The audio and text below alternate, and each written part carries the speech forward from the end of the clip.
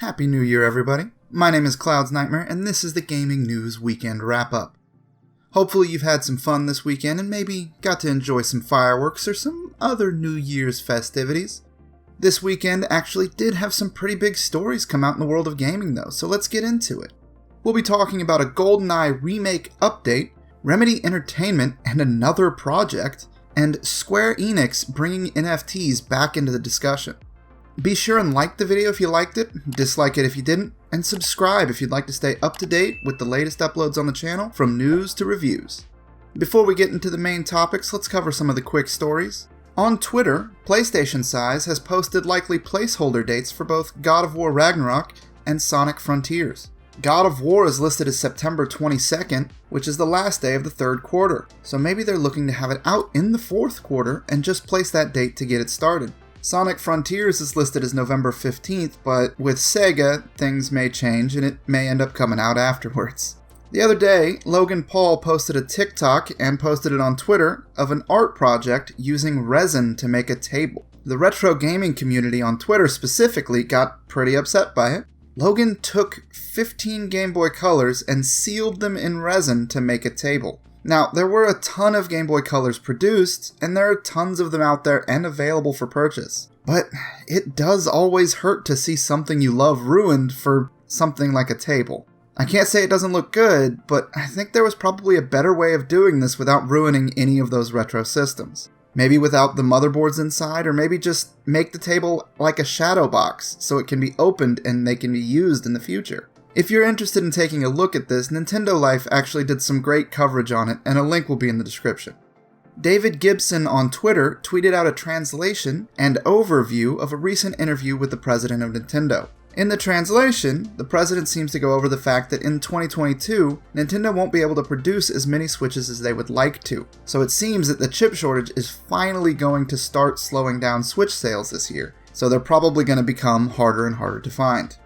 And then in an interview inside of Edge magazine, Hidetaka Miyazaki, the director at From Software, has come out and said that they were feeling extra pressure, specifically on the graphics team, for Elden Ring after the release of Demon's Souls and its subsequent reception. Demon's Souls is incredibly beautiful, and From Software games are usually more about the game instead. I played the network test for Elden Ring, and from what I played, I'm really impressed with what From Software was able to do, and I'm really looking forward to it. Now, with the smaller stories out of the way, on to the bigger topics. Wario64 posted on Twitter about a leak of Xbox achievements for a game that a lot of gamers have been looking forward to for a very long time. Achievements for the new remake of Goldeneye have been leaked. If you look through those achievements, they have definitive pictures of Goldeneye.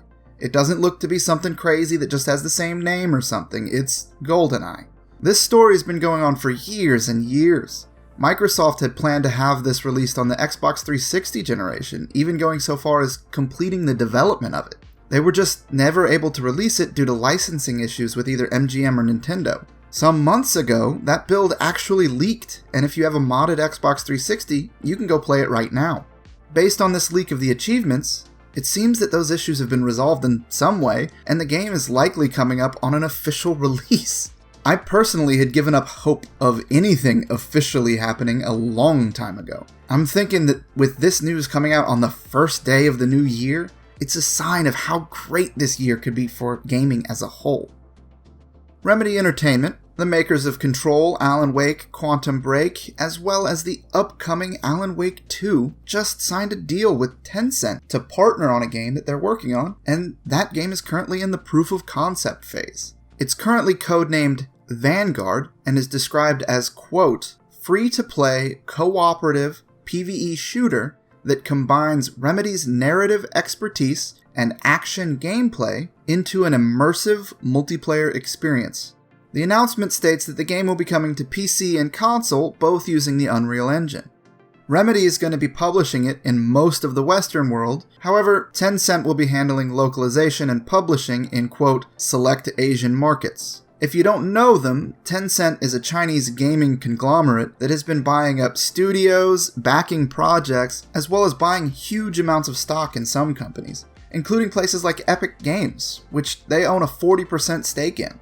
I'm a huge fan of Remedy and have loved everything that I've played of theirs. With this announcement, we know of like 4 projects that they're working on. A Control 2, Alan Wake 2, which I'm super looking forward to, Project Vanguard, and the single-player campaign for Crossfire X. It's crazy to me that Remedy has gotten so big and they have so many things going on all at once. Now on to the last topic, another big news drop on the first of the year.